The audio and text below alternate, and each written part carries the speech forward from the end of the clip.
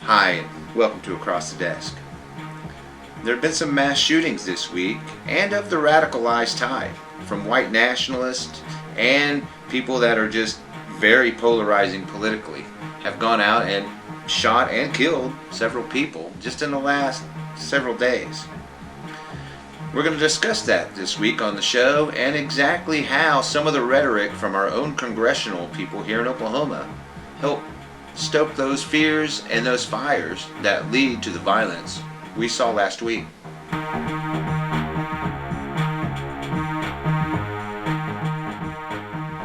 So over the last year or so, since President Biden has been elected, we've seen the rise in white nationalism and violence from them. And really, it isn't new with President Biden, but his win helped escalate a lot of the fears that some of these right-wing extremists are feeling right now. A lot of these people in the right-wing extremism are white nationalists. As you can see from the last year, just over the last year, 91% of radicalized killings were from radical right-wing extremists, whether they were white nationalists or not. But really, most of the killings that are from a political nature or a radicalized nature like this, and the mass shootings too, are from white nationalists. They make by far the biggest number of those who are killing people for any kind of ideology here in the United States of America. Now, also, they'll say the left does it too. Remember back in 2014, 8 years ago, when a guy shot up people? Yeah, 8 years ago. We're talking just in the last year. Just in the last year, there's been 443 killings from right-wing extremists just in the last year. And all they can do is go back 8 years to find one from a liberal. Well, you don't really need to go back that far, because last year, 6% of all the killings that were of an extremist nature were from the left wing. 6%. But that's nothing compared to the 91% that we see from right-wing extremism. And when you see people with videos like some of the guys that are running, just like this guy who's talking about killing these godless commies. Hey, this is a godless commie, this printer, and I'm going to shoot it with my AR-15. Just because it's almost like that printer is a Democrat in effigy, and he's using his gun to violently destroy it. And that's exactly what you're seeing in these videos from this guy.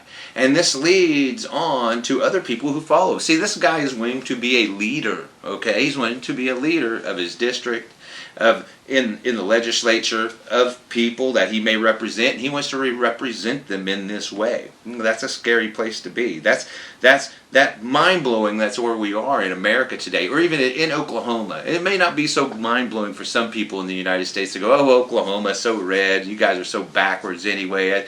We can see this. Yeah, but, to actually normalize it is something different. So we got a guy running around doing this.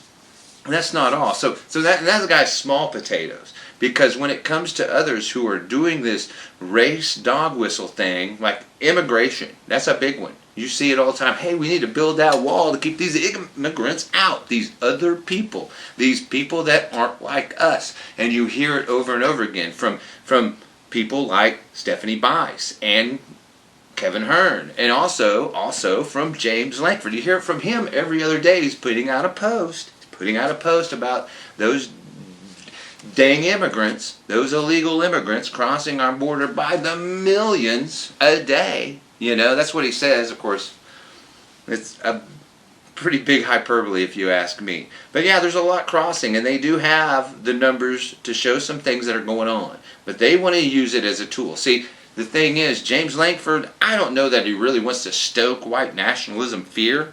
But he knows that that's a good place to poke to get votes and to get money. And that's what it's about for him. Because if I can poke that hard enough and get votes and money, well, that's real power. And that's something James Lankford really loves. He loves that power. He loves power and control. That's why he was so willing to jettison the Republic for his friends on January 6th, stand up at that podium and try to send votes back to the states so they could use the faux slate of electors to elect Trump, and he was so part of that plan, very much a part of it. So that's what you get. And that's why we get things like this right here, where a guy who's listening to all this rhetoric from Fox News and Tucker Carlson and people like James Lankford and Kevin Hern and Stephanie Bice, and then he goes with his AR-15 and goes into a Walmart somewhere and kills a bunch of people because, hey man, my leadership is telling me this. And the GOP leadership is not doing anything to stop it. The only person who's come out so far is Liz Cheney. And as we know, they removed her from the GOP leadership to put in the lady from New York who is a big replacement theory person. And that's what this is all about. The immigration deal that James Lankford spews all the time, and that Hern and that Bice do, it's about replacement theory. You see, the deal is they think Democrats, liberals, we're going to get all these immigrants in here and then we're going to turn them all into Democrats.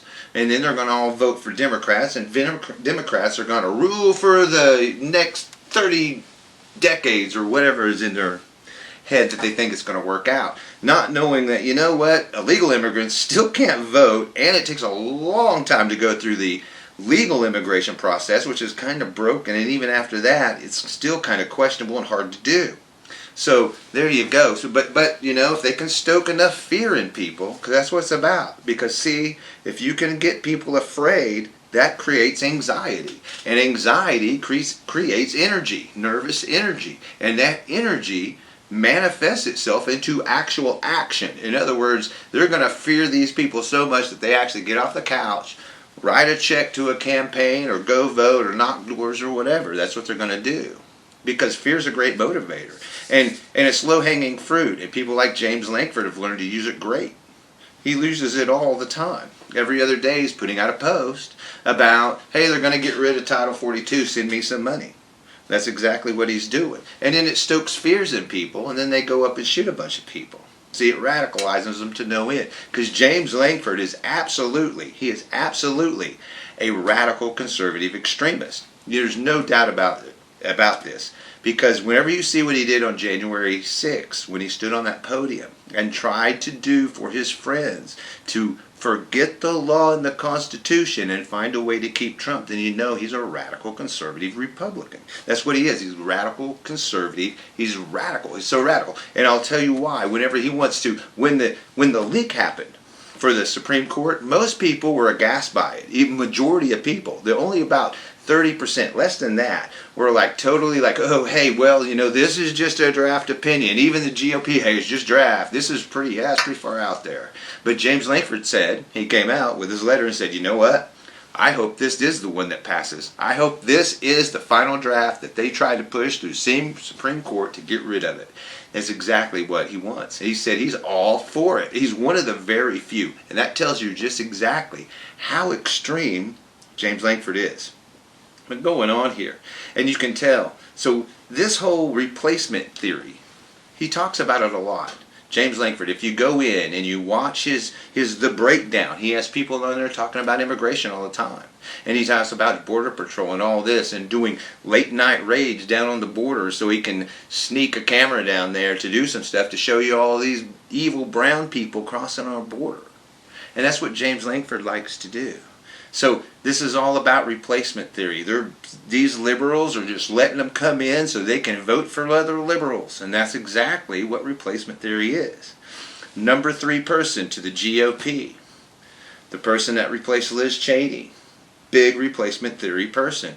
And that's what you get. So McCarthy, all the way down, they're not denying. They're not coming out about anything about this. Nobody's saying nothing. And definitely not forcefully. The only people that are doing it are the ones in the GOP that are moderate. They're going, hey, my guys, this is a bit too far. These people are going after other Americans. And that's what's happening. And they're absolutely killing people. People are getting killed from this. That's what's happening so that people in the GOP like James Lankford can turn a buck, grab some power, and get some votes. And that's exactly what's going on here. Which is amazing. The other thing here, and it goes on further, because this replacement theory thing, you can also see it in James Lankford, especially with his Israel policy, his policy, his stance on Israel. and how he feels about them. He feels like they should be in power. Hey man, whatever they want, it's great. Because here we go. Just last week, a journalist, an American journalist, American Palestinian journalist, got shot in the head while wearing press stuff from an Israeli soldier. Now Israel came out and they confiscated the guns, so there will be a full investigation, but I'll guarantee you nothing will happen.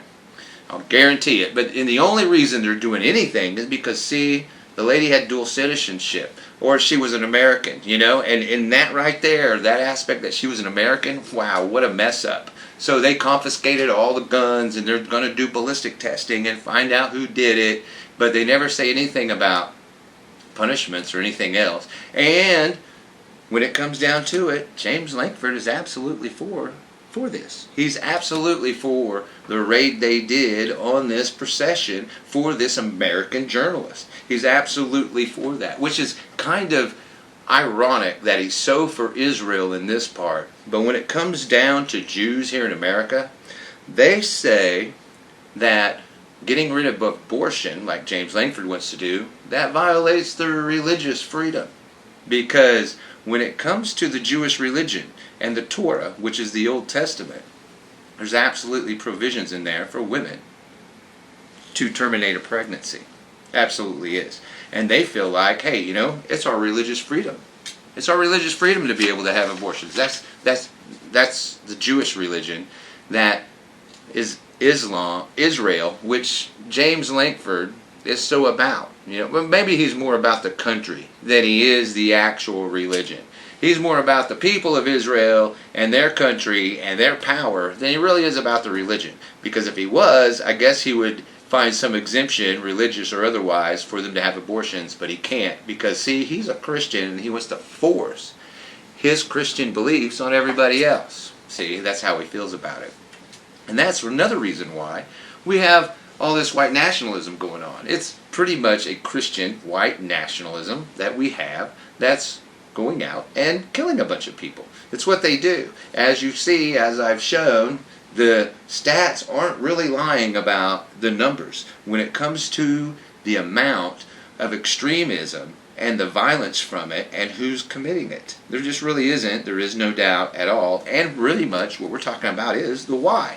Because we have people like James Lankford who go around spouting out stuff about replacement theory or encoded, whistled messages about replacement theory. Just like Stephanie Bice does, she does the same thing, and especially Kevin Hern. So, which is funny because Kevin Hern, you know, honestly it's not funny because there's really nothing ironic about that.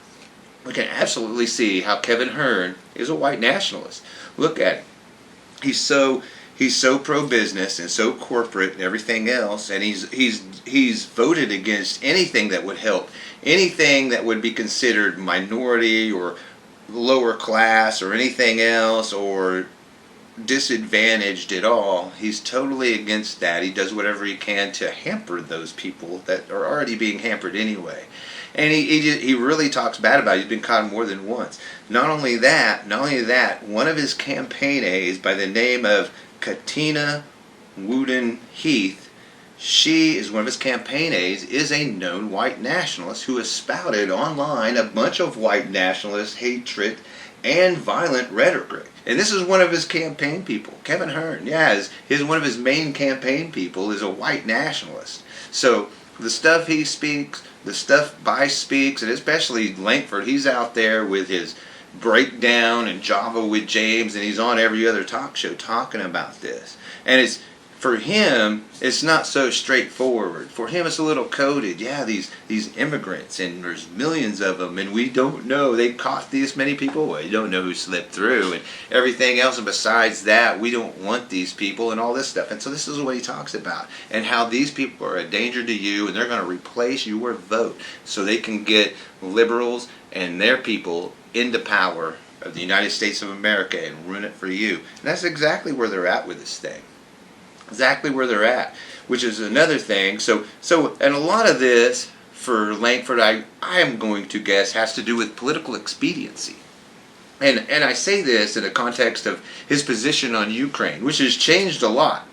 Just in the last, I mean, it's only been a 60-day war, right? So in the last 60 days, he's flip-flopped on this 3 times. Because first, what happened was they put out aid for Ukraine, right? There was an aid vote for Ukraine. And what did James Lankford do? Well, he voted no. He voted against aid for Ukraine. And then what happened? Well, then he came out about a week later and said, we're not sending enough aid to Ukraine. President Biden's laying down on the job after he voted no for the aid.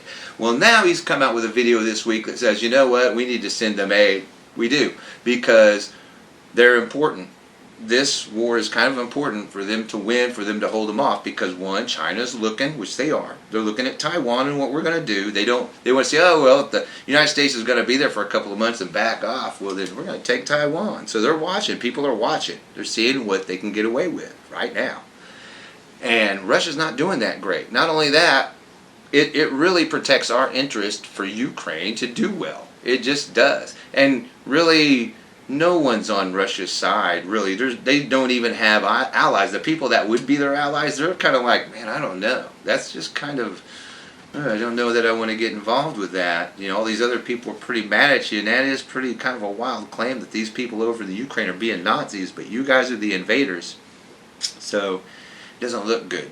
So now, Lankford's kind of switched and flip-flopped again to let's send them aid. So we'll see if he actually votes for one. He hasn't yet. And he might, if he sees political expedient for him to not vote it, to not pass it, and then go back and say, look, Biden can't pass nothing, if he thinks it's going to help him politically. And that's pretty much James Lankford in a nutshell. And all these jokers who are going around with their dog whistles and almost not dog whistle, blatantly just coming out, talking about replacement theory. And that's kind of what we got.